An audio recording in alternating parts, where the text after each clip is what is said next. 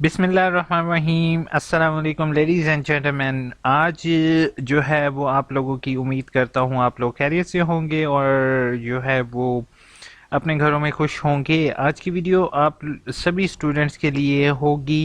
आज की वीडियो में आपके साथ पहली चीज़ CSS कम्पिटिटिव एग्ज़ामिनेशन जो है वो इससे रिलेटेड आपको इन्फॉर्म करना है कि होता क्या है, कैसे अप्लाई होता है, क्या तरीक़ेकार होता है। Each and every information I will share in this video. तो गाइडेंस आप लोगों के लिए इंशाल्लाह इसी वीडियो में होगी, तो तमाम स्टूडेंट्स इसको एंड तक देखोगे, आपके लिए एक मोटिवेशन वीडियो है। CSS हर बंदे का ख्वाब होता है CSP ऑफिसर लगना। तो इसके लिए सबसे पहले तरीक़ेकार तो यही होता था कि हम जो है वो डायरेक्ट अप्लाई करते थे। उसमें 2200 फीस होती थी। उसमें आपके 6 पेपर होते थे। 6 पेपर। अब थोड़ा सा तरीक़ेकार डिफरेंट है, तो अब इसके बारे में आपको सबसे पहले मैं इन्फॉर्म करता हूँ। CSS को इस दफ़ा क्वालिफाई करने के लिए उन्होंने एक टेस्ट रखा है, उसका नाम उन्होंने रख दिया है CSS क्वालिफाइंग टेस्ट। ठीक है। CSS क्वालिफाइंग टेस्ट जो कि आपको देना पड़ता है, वो टेस्ट के लिए सबसे पहले जो है वो लास्ट डेट भी मैं आपके साथ शेयर करता जाऊं कि अभी एडमिशन ओपन है। CSS एडवर्टाइजमेंट नवंबर के एंड में इंशाल्लाह आ गई है। Online application form pre MCQ test last date जो है वो 15 दिसंबर 2021 है। टेस्ट कंडक्ट पोस्टिंग की ऑन वेबसाइट जो है वो 20 फेब को होगी। ऑन ऑफिशियल रिजल्ट अनाउंस जो होगा वो 7 मार्च को होगा। और forms, documents and MCQs test qualified जो होंगे वो मार्च के अंदर जो है मार्च 22 के अंदर पेपर देंगे।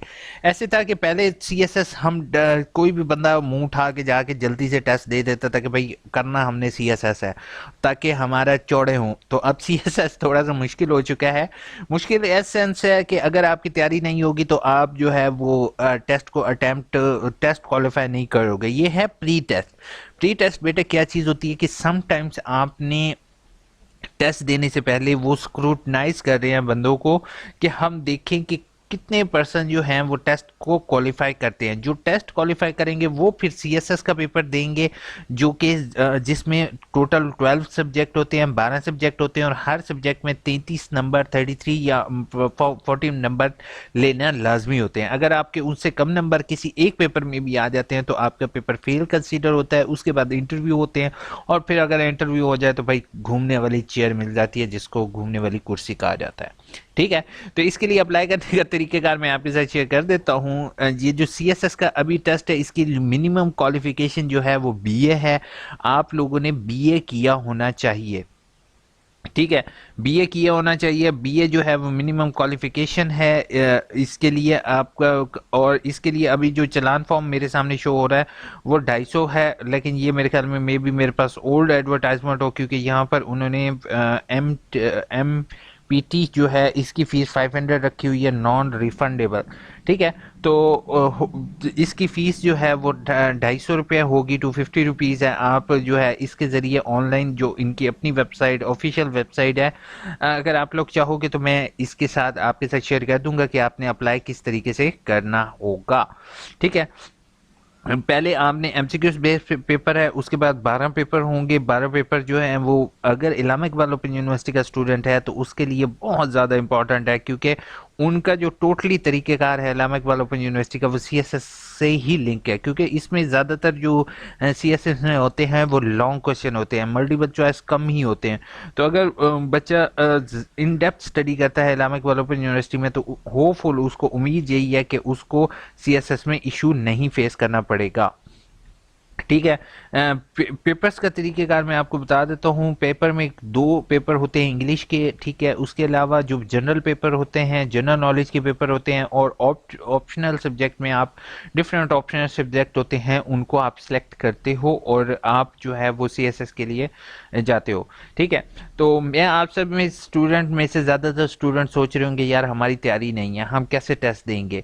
तो आप सभी को मैं एक चीज़ बताना चाहूँगा बेटा कि अगर PPSC का, पब्लिक सर्विस कमीशन का, सिंध पब्लिक सर्विस कमीशन का या कोई और भी पब्लिक सर्विस कमीशन का, अगर आपकी तैयारी ना होने पर भी आप डायरेक्ट 300, 400, 500, 600 रुपए का कम से कम, PPSC का तो कम से कम 600 का चलान है, तो थोड़ी बहुत तैयारी करो, लक पर किस्मत पर जाओ। अगर आप इस दफ़ा सीएसएस की अटेम्प्ट दे देते हो तो अगली दफ़ा इंशाल्लाह आपको जो है वो अगली दफ़ा आप तैयारी करके दोगे।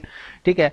तो किस्मत में हुआ तो मैंने ऐसे लोग भी देखे हैं जो कि बिल्कुल जिनका आप सोच भी नहीं सकते हो कि यार ये बंदा भी सीएसएस कर जाएगा। मैंने ऐसे लोग भी अपनी लाइफ में देखे हैं, लेकिन उन्होंने भी सीएसएस क्वालिफाई किया। उसमें तीन चीज़ें थी। पहली चीज इंपॉर्टेंट टिप जो है वो है आपका अपने पैशन से डेडिकेशन, यानी कि आप कितने ज़्यादा पैशनेट हो कि आपने सीएसएस क्वालिफाई करना है।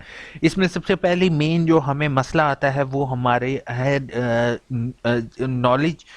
ठीक है, हमारे पास नॉलेज कम है। दूसरी चीज़ हमारे पास जो हमारी लैंग्वेज है वो हमारा हर्डल बन जाती है इस सीएसएस में, क्योंकि इसमें प्रेसी वगैरह में ज़्यादातर बच्चे फेल होते हैं। प्रेसी हो गया इंग्लिश में, तो वो आप अपनी इंग्लिश पर कमांड हासिल करो।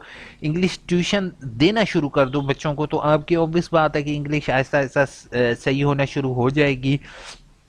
और इंग्लिश की बेसिक्स अगर आप रीड आउट करते हो तो वो आपको ज़्यादा हेल्पफुल होगी। मैं इतना ज़्यादा स्कॉलर तो नहीं हूँ कि आपको प्रॉपर गाइड करूँगा। बाकी मैंने ये भी देखा है कि डिफरेंट एकेडमीज़ आजकल मार्केट में अवेलेबल हैं जो कि आपको तैयारी करवा रही हैं, और हर एक एकेडमी जो है वो इस टाइम जब भी पोजीशन आती है तो हर एक एकेडमी कहती है हमारे टॉप 10 में हमारी ज़्यादातर पोजीशन हैं। जबकि मैंने ज़्यादातर ये चीज़ ऑब्ज़र्व की है कि अगर एकेडमी से आपने तैयारी नहीं भी की है ना, तब भी सीएसएस क्वालिफाई हो जाता है। ठीक है। और कुछ इंटरव्यूज़ में मैंने ये भी देखा है कि उन्होंने कहा है कि ये जो आप जिस सेल फोन पर या जिस लैपटॉप पर आप मेरी ये वीडियो देख रहे हो, ये सेल फोन नॉलेज का एक ज़रिया भी है। अगर आप टाइम ज़ाया करने की बजाय इस पर थोड़ी सी स्टडी करो, तैयारी करो, थोड़ी सी मेहनत करो, तो कोशिश ये करेंगे कि आप लोग सीएसएस के लिए अगर अप्लाई करना है तो बेस्ट ऑफ लक एवरीवन। आप अप्लाई करो। और दूसरा, अगर आपको डाटा चाहिए सीएसएस से रिलेटेड या कोई स्टूडेंट ऑलरेडी सीएसएस यहाँ पर कर रहा है तो वो मुझे बताएगा। I will share data with you in